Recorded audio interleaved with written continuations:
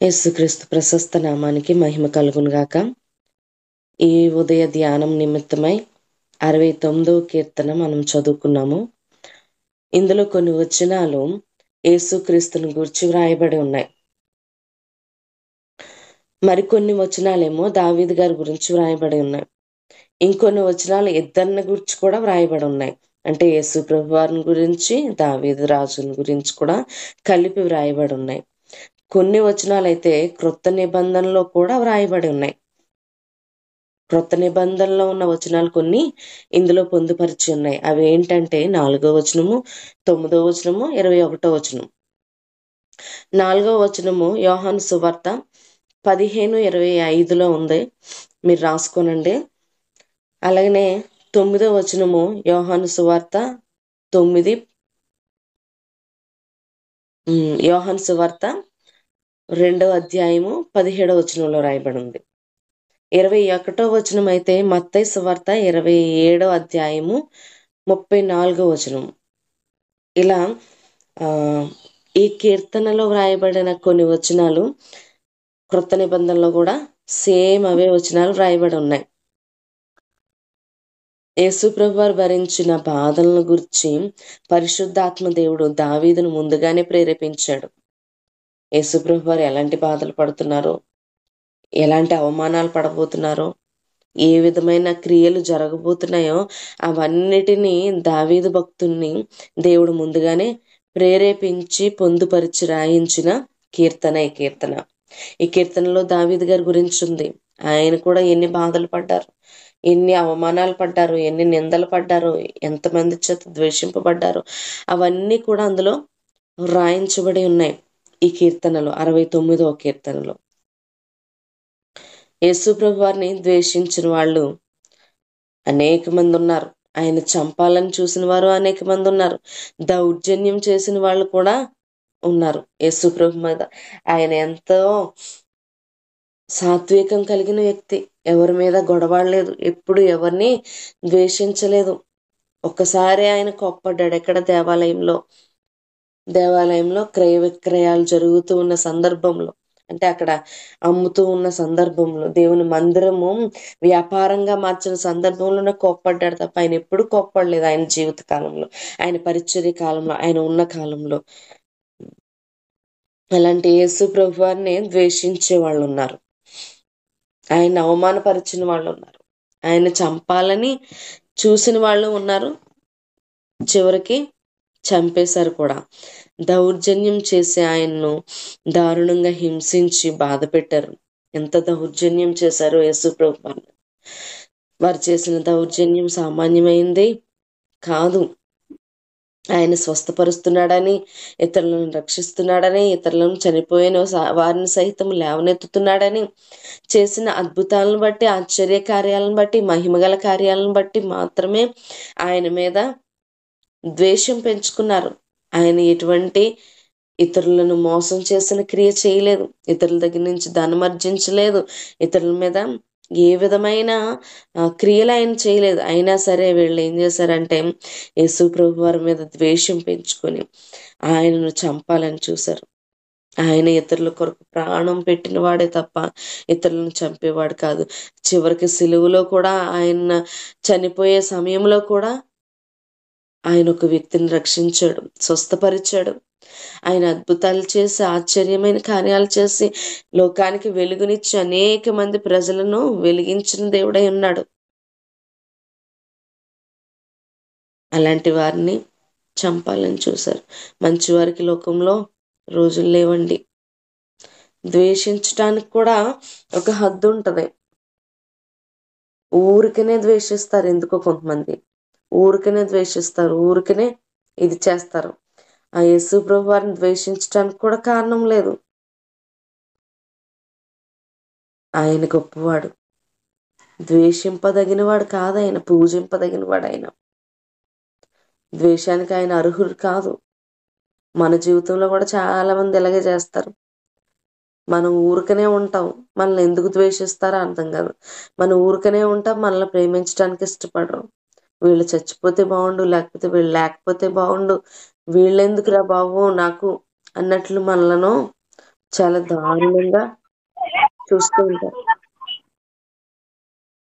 మనల్ని చాలా దారుణంగా చూస్తూ ఉంటారు. ద్వేషానికి కారణం లేదు, ఎవరిని ఏమీ దౌర్జన్యం చేయలేదు, ఎవరిని ఏమీ అనలేదు, ఎవరిని కూడా ఏమీ మనం అకారణంగా ఏమీ మాట్లాడలేదు. కానీ అలాంటి పరిస్థితుల్లో కూడా మనలను ద్వేషించేవారు ఉన్నారు, మన మీద దౌర్జన్యం చేసేవాళ్ళు ఉన్నారు. మన కోసం ఆయన నిందింపబడి అవమానపరచబడ్డాడట. ఆయన ఏం చేశాడు? మన కొరకు నిందింపబడ్డాడు, మన కొరకు ఎన్నో అవమానాలు పడ్డాడు. ఆయన నిందల పాలైపోయాడు, చెయ్యరాని నేరాన్ని చేసినట్లుగా నిలబడిపోయాడు. ఎవరైనా మన కోసం నిందించబడతారండి? మనం తప్పు చేశామంటే మన కొరకు మన పక్షాన్ని నిలబడి ఏమైనా చెప్పగలుగుతారా? తల్లిదండ్రులు కూడా మనం నిందించినప్పుడు, అవమానపరిచినప్పుడు వాళ్ళు మన కోసం మాటలు పడరు. నీకోసమే మాటలు పడుతున్నాను, నీకోసమే నిందలు పడుతున్నాను అని మరలా మనల్ని తిట్టేవారిగా ఉంటారు, కొట్టేవారిగా ఉంటారు, బాధించేవారిగా ఉంటారు. కానీ ఏ విధమైన బాధ, ఏ విధమైన అకారణము చేత ఈ మన మీద ఏ విధమైన కారణం లేకుండానే మన వలన నిందలు పనివాడు యేసు ప్రభువారు. ఆయన మనకు నిందించబడ్డాడు, అవమానపరచబడ్డాడు, అనవసరమైన నిందలకు గురైపోయాడు. ఆయన రక్షిస్తున్నాడని, లేకపోతే స్వస్థపరుస్తున్నాడని ఇలాంటి విషయాలే తప్ప ఆయన మీద నిందలు వేయడానికి ఏ కారణం లేదు. ఆయన నిందింపదగిన వాడు అస్సలు కాదు. ఆయన చూడగా ఆయన పవిత్రుడు, ఆయన ప్రేమ స్వరూపి, ఆయన జాలి కలిగిన వాడు, ఇతరులను ప్రేమించేవాడు. కానీ నీ కొరకు నా కొరకు ఆయన నిందలను, అవమానాలను భరించి సిలువ మరణానికి ఆయన సిద్ధమైపోయాడు. ఈయన రాజు అంట అని నిందించారు, ఈయన రక్షించలేకపోతున్నాడు అని నిందించారు. ఆయన రక్షించుకోలేడా? ఎన్నో కొరడా దెబ్బలు అనుభవించాడు, శరీరం అంతా కూడా గాయములు చేయబడ్డాయి. ఆయన లేపబడలేడా? ఆ సమయంలో చనిపోయిన వారి సహితము లేవనెత్తాడు. కానీ నీ కొరకు నా కొరకు సిలువ మరణం పొందాల్సి ఉంది కాబట్టి, ఆ శ్రమలు అనుభవించాల్సి ఉంది కాబట్టి, పిడిగుద్దులు గుద్దినా ఎవరు గుద్దారో చూద్దాం అని ఆయనను హేళన చేసినా సరే నీ కొరకు నా కొరకు మౌనంగా ఉండి సహించాడు. ఎందుకంటే మనలను పాపం నుంచి విడిపించాలి. ఆయన మరణం పొందనిదే, ఆయన చనిపోనిదే మనకు నిత్యరాజ్యం లేదు, మనకు పాప విముక్తి లేదు. అందుకే నీ కొరకు నా కొరకు ఆయన ఏం చేయబడ్డాడు? అవమానించబడ్డాడు, నిందలకు గురికాగబడ్డాడు. ఆయన పరిస్థితులు విషమంగా ఉన్నప్పుడు కూడా, అంటే అవమానాలకు కూడా ఆయన గురైపోయాడు. ఎట్టి పరిస్థితుల్లోనూ మరలా వెనకంచ వేయలేదు, నీ నా కొరకు మాత్రమే. దావీదు గారిని మనం జ్ఞాపకం చేసుకుంటే ఆయన కూడా చాలా విషయాల్లో నిందలు పడ్డాడు. పరిస్థితులు విషమంగా ఉన్నప్పుడు దావీదు గారు కూడా చాలా నిందలకు, అవమానాలకు గురయ్యాడు. అందుకే ఆయన పోల్చుకుంటున్నాడు కొన్ని సందర్భాల్లో. యేసుప్రభు వారి గురించి కూడా, ఆయన గురించి కూడా ఈ కీర్తనలో వ్రాయబడి ఉంది. ఏమని అంటే, ఆయన స్థితిగతులు కూడా ఊరికినే అవమానపరిచేవారట, ఊరికినే నిందించేవారట. అకారణంగా ఆయనను బాధపెట్టి, ఆయన తరుముతూ ఆయన వేదనకు గురి చేసేసేవారు దావీదు భక్తుడిని. నేను ఊరికినే తరంబడుతున్నానే, పరుగులెడుతున్నానే, ఎంతో బాధపడుతున్నానే, అరణ్యాలకు పోతున్నానే, ఎడారుల్లోకి పోతున్నానే, ఎక్కడో దిక్కుమాలోళ్ళగా ఉండాల్సి వస్తుంది. భయంకరమైన పరిస్థితి నాకు గురైంది, భయంకరమైన పరిస్థితికి నేను మార్చబడ్డాను, ఇది అకారణము. ఇంత విషమంగా మార్చబడ్డైన పరిస్థితులని దావీదు భక్తుడు కూడా బాధపడుతున్నాడు. అలాంటి పరిస్థితుల్లో యేసు ప్రభు వారు కూడా ప్రార్థన చేసిన సందర్భము మనం గుర్తుపెట్టుకోవాలి.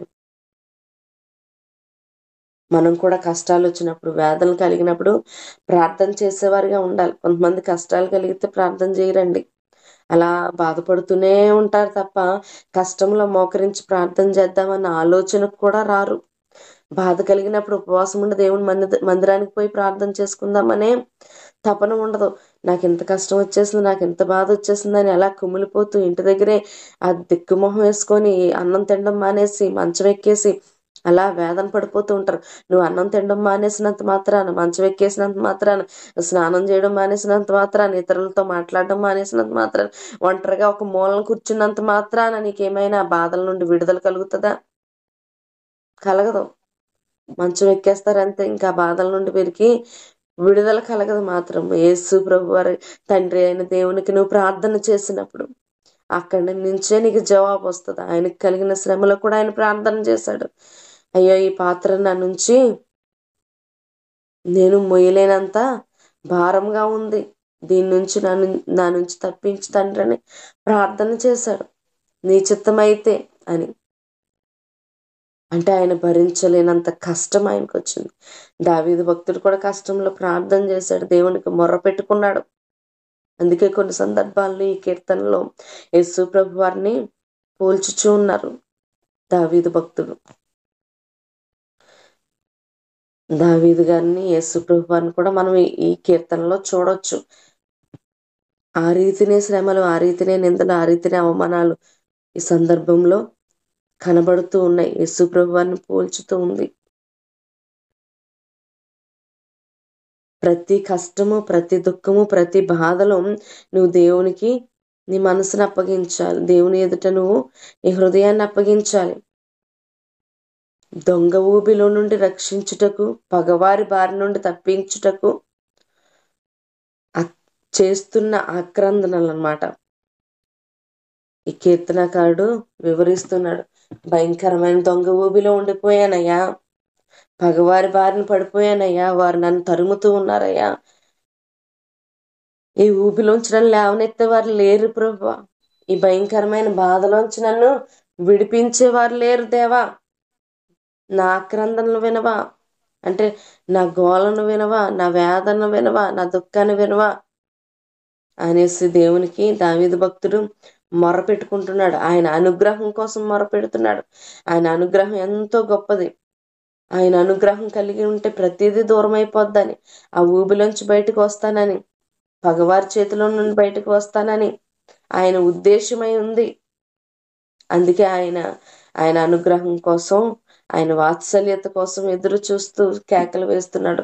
నీ వాత్సల్యతను నాకు అందించువా, సమృద్ధిగా నీ వాత్సల్యతని ప్రభువా, నీ అనుగ్రహం నాకు అనుగ్రహింపచేయి, నీ అనుగ్రహం ఎంతో గొప్పదై ఉంది, ఆ రీతిని నన్ను దర్శించవా, కష్టాల నుండి, శత్రువుల నుండి నన్ను విడిపించవా.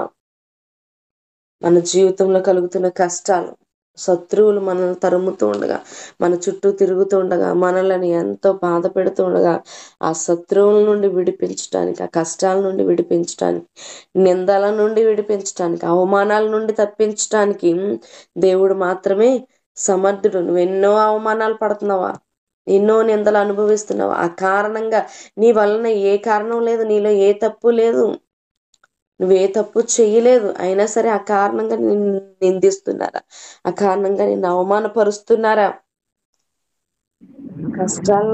కష్టాల గుండా నిన్ను పరుగులెట్టించి వారొక శత్రువులుగా మార్చబడి నిన్ను తరుముతూ ఉన్నారా. నీ జీవితంలో ఆ శత్రువులు, కష్టాలనే శత్రువులను దేవుడు దూరం చేస్తాడు నువ్వు ప్రార్థిస్తే. ఈ ఉదయకాల సమయంలో దేవుడు ఏం మాట్లాడుతున్నాడంటే, దావీదు భక్తుడు ప్రార్థన చేశాడు, యేసు ప్రభు వారు కూడా ప్రార్థన చేశారు. నీవు కూడా ప్రార్థన చేస్తే కష్టాల నుండి ఆయన విడిపిస్తాడు, బాధల నుండి ఆయన విడిపిస్తాడు, నిందల నుండి ఆయన విడిపిస్తాడు, అవమానాల నుండి ఆయన విడిపిస్తాడు. ప్రతి సందర్భంలో కూడా దేవుడు నీకు సహాయం చేస్తాడు. ఆయన నిన్ను ఎన్నడూ విడిచిపెట్టేవాడు కాదు, ఆయన నిన్ను తప్పిస్తాడు. శత్రువులకు అప్పగించాడు, ఆయన నిందలకు అప్పగించాడు, అవమానాలకు అప్పగించాడు, ఆయన తప్పిస్తాడు వాటి నుంచి. నా గుండె బద్దలైపోతుందని దావీదు భక్తుడు చెప్తున్నాడు. ఒకవేళ గుండె బద్దలయ్యేలాంటి బాధలు ఉన్నాయా నీకు? దావీదు భక్తుని బాధలు చిన్న శ్రమలు కాదండి, చిన్న కష్టాలు కాదండి. ఎంతగా బాధపడ్డాడు ఆయన. మామగారి వలన బాధలు పడ్డాడు, కొడుకు వలన బాధలు పడ్డాడు, తరుముతూనే ఉన్నారు, బాధ పెడుతూనే ఉన్నారు, పరిగెత్తిస్తూనే ఉన్నారు. ఎన్నో ప్రాంతాలకు పరుగులెత్తి అలసిపోయి ఉన్నాడు ఆయన. ఆ బాధలు అతన్ని ఎంతగా కృంగతీస్తున్నాయి అంటే గుండె బద్దలయ్యి అంతగా కృంగతీస్తున్నాయి. ఒకవేళ నీ జీవితంలో కూడా ఎవరు గ్రహించలేకపోయి ఉండొచ్చు. గుండె బద్దలైపోయేటంత వేదన నీకు కలుగుతుందా? గుండె బద్దలైపోయేటంత బాధ నీకు కలుగుతుందా? అంత వేదనగా నీ హృదయం కృంగిపోతూ ఉందా? గుండె బద్దలైపోయేటంత భారం కలిగిన పరిస్థితులు మీ కుటుంబ జీవితాలను తరిమేస్తూ ఉన్నాయేమో. బాధను అనుభవించేలా చేస్తున్నాయి. ఇతరులకు చెప్పుకోలేకపోతున్నావేమో. నీ గుండె బరువెక్కిపోతుందేమో. అది భారముతో నలిగిపోతూ ఉండేది. నువ్వు కృంగిపోయే పరిస్థితులు నీకు కలుగుతూ ఉన్నాయేమో. నీ హృదయము వేదనతో నిండిపోయి ఉందేమో. అయితే దేవుడు మాట్లాడుతున్నాడు. ఆ హృదయ వేదన నుంచి నువ్వు విడుదల పొందాలంటే, ఆ బాధ నుంచి నువ్వు విడుదల పొందాలంటే, ఆ కష్టం నుంచి నువ్వు విడుదల పొందాలంటే దేవుడు నీ బ్రతుకును దీవెనగా మార్చనై ఉన్నాడు. నీ బ్రతుకును ఆశీర్వాదకరంగా మార్చనై ఉన్నాడు. ఆయన నీ జీవితంలో ఒక ఉన్నతమైన కృపనివ్వబోతూ ఉన్నాడు. ఉన్నతమైన పరిస్థితిని ఇవ్వబోతున్నాడు. ఆ గుండెలు బ్రద్దలయ్యే పరిస్థితుల్లో నువ్వెవరితోనూ చెప్పుకోవద్దు నీ బాధ. నువ్వెవరికి తెలియచేయొద్దు నీ కష్టాన్ని. దేవునికి మాత్రం తెలియచేస్తే ఆయన నీకు సంతోషాన్ని ఇస్తాడు. ఆయన నీ హృదయ వేదన నుంచి నీ దుఃఖం నుంచి ఆయన నీకు సమాధానమును అనుగ్రహింపచేస్తాడు. నీకు ధైర్యమును ఆయన ఇస్తాడు. నువ్వు కృంగిపోతున్నావా? ఎంతగా కృంగిపోతున్నావో ఓదార్చే వాళ్ళు ఎవరూ లేరా?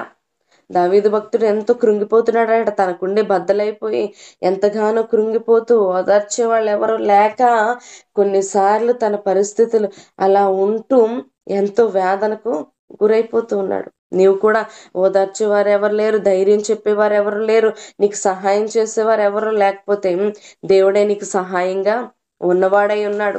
ఆయనే నీ గుండె బ్రద్దలైన స్థితిలో నుంచి నిన్ను విడిపించేవాడై ఉన్నాడు. బాధకరగా బాధ కలిగిన పరిస్థితుల నుండి ఆయన నిన్ను విడిపించేవాడై ఉన్నాడు. దుఃఖం కలిగిన పరిస్థితుల నుండి ఆయన నిన్ను తప్పించేవాడై ఉన్నాడు. నా బాధల నుండి నేను పైకి లేవనెత్తేవాడు ఎవరైనా ఉన్నారా అని ఎదురు చూస్తూ ఉన్నవైతే దేవుడే సమర్థుడు నీ బాధల నుండి లేవనెత్తడానికి. భూమి మీద ఎవ్వరు కూడా ఆ బాధల నుండి ఆ కష్టాల నుండి నిన్ను లేవనెత్తలేరు. ఆ హింసల నుండి, ఆ నిందల నుండి, అవమానాల నుండి లేవనెత్తలేరు. దేవుడు మాత్రమే సమర్థుడు. దేవుని మాత్రమే సహాయకుడై ఉన్నాడు. ఆయన తన ప్రజలను విడిపించటానికే వచ్చి ఉన్నాడు. విడిపించటానికి ఆయన ఇష్టపడుతున్నాడు. ఆయన వాత్సల్యత చూపించి సమృద్ధిగా నిన్ను కాపాడేవాడై ఉన్నాడు. ఆయన అనుగ్రహం చేత నిన్ను దర్శించేవాడై ఉన్నాడు. బంధించబడి ఉన్నావా? నీకు విడుదల కావాలా? ఏ విధమైన బంధకాలు నిన్ను చుట్టుముట్టి ఉన్నా దేవుడు నిన్ను విడిపిస్తాడని మాట్లాడుతున్నాడు. నీకు కృతజ్ఞతలు తెలుపుతూ నిన్ను గనపరుస్తానయ్యా. దావీదు జీవితంలో ప్రార్థించగా దావీదు కృతజ్ఞతలు తెలుపుతాడట, దేవుని గనపరుస్తాడట, ఆయనను గొప్ప చేస్తాడట. ఎందుకు గొప్ప చేస్తాడంటే ఆయనకు విడుదలను ఇచ్చాడు దేవుడు. నీ జీవితంలో కూడా నువ్వు కృతజ్ఞత చెల్లించే రీతిగా, నువ్వు స్తుతించే రీతిగా, ఈ రోజు ఉన్న దుఃఖం నుండి విడుదల పొందే రీతిగా, ఈ రోజున్న వేదల నుండి విడుదల పొందే రీతిగా, ఆయన్ని స్తుతించే వ్యక్తిగా, కృతజ్ఞతలు అప్పగించే వ్యక్తిగా దేవుడు నిన్ను ఘనపరిచే స్థితిలోనికి సిద్ధపరుస్తాడట. దేవుణ్ణి ఘనపరిచే స్థితిలోనికి. బంధింపబడిన వారిని విడిపించే దేవుడివై ఉన్నావు. తన ప్రజలను బంధకాలను వదిలేసేవాడిగా లేడు దేవుడు. ఆ బంధకాల నుండి విడిపించేవాడిగా ఉన్నాడు. దేవుడు తన ప్రజలకు కలిగిన ప్రతి బాధ నుంచి కూడా దేవుడు విడిపిస్తాడట. ఇదిగో నువ్వు అకారణంగా ద్వేషింపబడ్డావా? చంపాలన్నీ చుట్టూ తరుముతున్నారు, చంపేటంతటి శ్రమలు నీకు కలిగించి ఉన్నారు, దౌర్జన్యం చేసి నేను బాధపరిచి ఉన్నారు. అయితే నీకు నేను సహాయంగా ఉన్నాను. అవమానాలు నిందలో పడ్డావా? అకారణంగా నిందించబడ్డావా? ఆ నిందలకు గురైన నీకు నేను సహాయంగా ఉన్నాను. పరిస్థితుల విషమంగా మారిపోయినా సరే నేను నీకు సహాయంగా ఉన్నాను. ఎందువల్ల తెలుసా? నువ్వు చేసిన ప్రార్థనను బట్టి అని దేవుడు ఇదనాన మాట్లాడుతున్నాడు. నువ్వు ప్రార్థన చేసావంటే, నువ్వు ప్రార్థన చేస్తూ ఉన్నావంటే, ప్రార్థన సహాయం దేవుని పాదాల దగ్గర పొందుకున్నావు అంటే నీ జీవితంలో దేవుడు గొప్పదైన సహాయం చేయబోతూ ఉన్నాడు. నిన్ను విడిచిపెట్టేవాడు కాదు. ఏ రకమైన పరిస్థితుల్లోనైనా ఆయన నిన్ను విడిచిపెట్టేవాడు కాదు. దేవుడు తన ప్రజలను వారికి కలిగిన బాధల నుండి విడిపించి వారిని రక్షించి పరలోక పట్టణానికి నడిపించే దేవుడై ఉన్నాడు. ఆయన నిన్ను అలాగనే విడిచిపెట్టేవాడు కాదు. ఆయన నిన్ను రక్షించి పరలోకానికి సిద్ధపరిచేవాడై ఉన్నాడు. అట్టి రీతిని మన జీవితాలను మార్చుకుందాం. దేవుడి కొద్ది మాటలు దీవించును గాక. ఆమేన్.